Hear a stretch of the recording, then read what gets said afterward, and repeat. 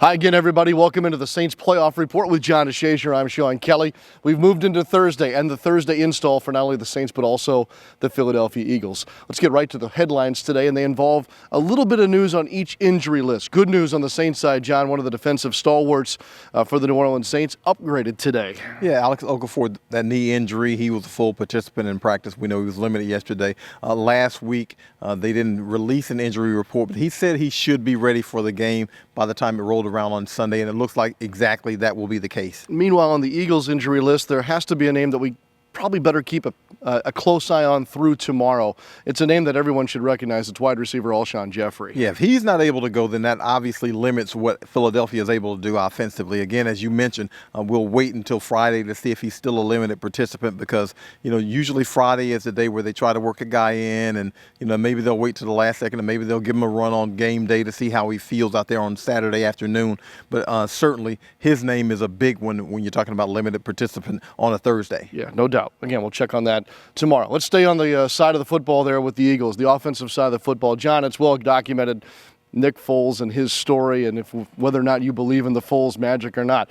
Look, just know this. He's doing it again, what he did last year, and ended up being a Super Bowl MVP. It's a factor this time around that we didn't see in the regular season meeting between the Saints and the Eagles. Yeah, Carson Wentz was the quarterback then, and the Saints were able to sack him 3 times. They intercepted him 3 times. They threw for 156 yards. So really a bad game for Carson Wentz.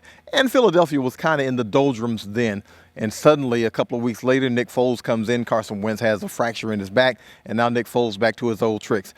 There is not Nick Foles magic. Nick Foles can play. Yes. His first year as a starter, he threw 27 touchdowns and 2 interceptions. So Nick Foles can play, and they believe in him. I don't want to say they don't believe in Carson Wentz. Obviously, Carson Wentz is their franchise quarterback, but they know what Nick Foles can do because he's a Super Bowl MVP. Yeah, Saints defensive tackle Sheldon Rankin shared with us after practice today his thoughts on the quarterback that he and his teammates will be facing on Sunday. He's got this team playing really good right now. He gets the ball out of his hands. He's not taking a lot of unnecessary hits. He's got that offense moving at a great rhythm, great pace. So for us as a defense, it's just going to be being able to go out there and make it hard on him. Take away his first, second reads, make him have to hold the ball so our pressure can get there and being able to stop the run. Because, not only do they have Foles back there, but we didn't play Sproles the first time, so Sproles adds another element to that offense. So, we'll have our work cut out for us, but, we're looking forward to the challenge. All right, we talked about the wide receiving core earlier. Of course, Alshon Jeffery is a newsworthy item this week. Golden Tate, I'm sure we'll talk about more as the week progresses. In the backfield, it gets a little interesting, too, for the Eagles. Wendell Smallwood has had a tremendous amount of carries and impact for their offense this year. And Darren Sproles still getting it done in so many different ways for an offensive football team like Philly. Sproles, who was not healthy for the November meeting. Now, I don't know how much he would have helped.